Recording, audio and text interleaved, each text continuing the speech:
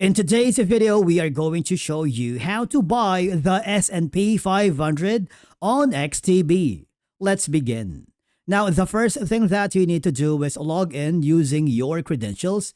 And inside the platform, I want you to hover on the My Trade sections on the left side panel of your dashboard because this will forward you to the Market Watch.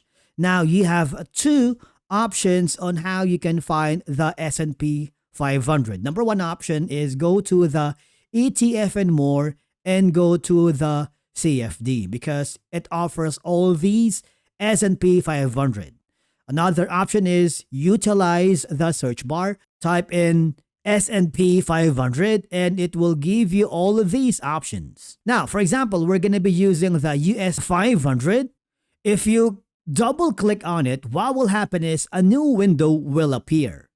With this, you have the option to have more control over this specific S&P 500.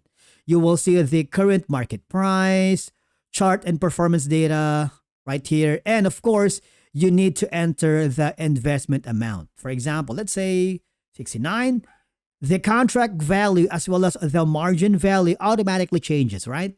If you want to put a stop and limit order, you can do that as well. Remember to watch the price movement, and if you want to put in an expiration date and time, you can do that as well.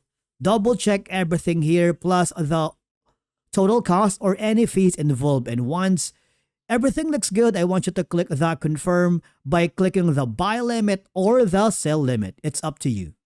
Now remember, before investing, always consider your financial goals, whether you're buying an ETF or trading a CFD, because ETFs are generally better for long-term investing while CFD are more suited for short-term trading income with a higher risk. But basically, that's it for today's video on how to buy the S&P 500 on XTB. Thank you so much for watching, and we will see you again in the next video.